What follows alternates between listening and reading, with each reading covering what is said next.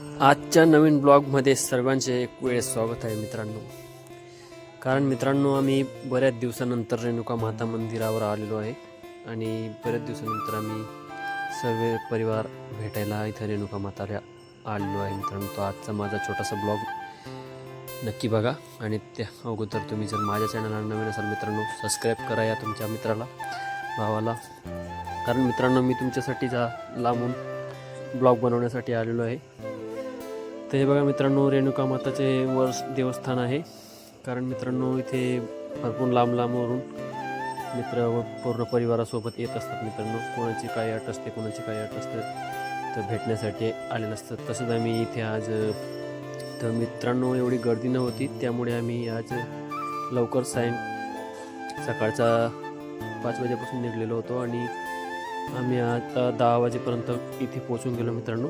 नाही तर फार बाकी अजून लांबून येतच असे. तर हे बघा, या दादांनी आम्हाला सांगितलं की इथून सर्व साहित्य घेऊन जा, त्यानंतरच तुमची तिथे खोळ बनायचा कार्यक्रम करा. तर मित्रांनो, आज आम्ही रेणुका मातेच्या इथे आमच्या दादांचा एक छोटीशी खोळचा कार्यक्रम होता. तर आम्ही त्याच्यासाठी जिथे आलेलो होतो मित्रांनो. तर आम्ही सर्व खोळचा कार्यक्रम घेऊन पूर्ण साहित्य घेऊन रेणुका माता मंदिरावर आलेलो आहे मित्रांनो. तर माझ्या दादांची काही मानलेलं होतं, त्यामुळे मी तिथं त्यांच्यासोबत आई वडील व मित्रपरिवारांसोबत आलेलो होतो मित्रांनो. तर हे बघा मित्रांनो, इथे मध्ये रेणुका माता आहे, मोठं देवस्थान आहे मित्रांनो. आणि त्या अगोदर मी तुम्हाला दाखवतो मित्रांनो की आम्ही खोळसाठी काय काय आणलेलं आहे तेही तुम्हाला दाखवतो.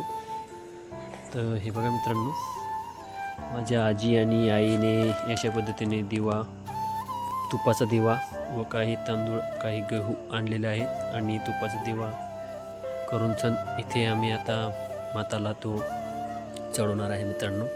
कारण मित्रांनो, माताला जेवढं आपण चांगल्या प्रकारे खोळचा कार्यक्रम चांगल्या प्रकारे केला, तर आपली मानलेली इच्छा पूर्ण होत असते मित्रांनो. तर हे बघा मित्रांनो, ही आई आहे, ही आजी आहे आणि हे काही सोबत आलेले होते, त्यांनी कार्यक्रम पूर्ण झालेला आहे. तर इथे त्यांना सुख शांती वाटत आहे, त्यामुळे ते इथेच बसलेले आहेत मित्रांनो. तर तुम्ही पाहू शकता.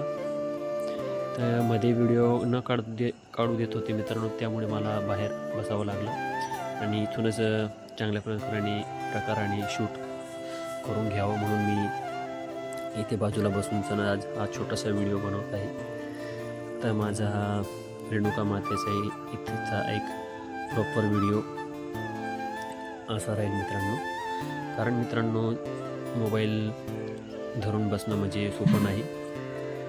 कारण मित्रांनो, कोणी केव्हा आवरणी मारून देईल यावर आपल्याला. तर माझा 2 ते 3 वेळेस मोबाईल जमा पण झालेला होता, त्यामुळे मी आता थोडासा लपून छपून थोडासा व्हिडिओ काढत आहे. कारण मित्रांनो, देवस्थान इथे व्हिडिओ काढू देत नसतात, कारण ठिकठिकाणी त्यांनी कॅमेरे पण लावलेले असतात मित्रांनो. तर हे बघा मित्रांनो, पाहू शकता तुम्ही,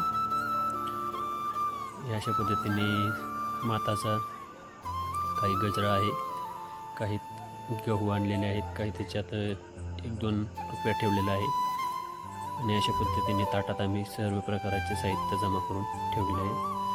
त्यानंतर आम्ही माताकडे जाणार आहेत. तर आपण जाऊया तिकडे आणि ते पण बघून घेऊया. तर खोळ कसा भरतात तेही तुम्हाला मी दाखवणार आहेत लवकरात लवकर. तर हे बघा मित्रांनो, इथूनच मात्याला चढावं लागत असतं आपल्याला, कारण आत जाण्याची परवानगी कोणाला नसते मित्रांनो. तर हे बघू शकता, इथूनच आपल्याला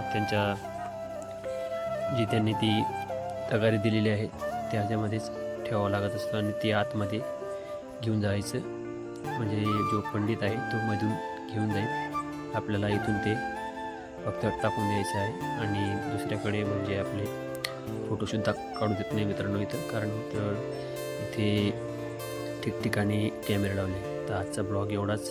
पुढच्या भेटूया लवकर.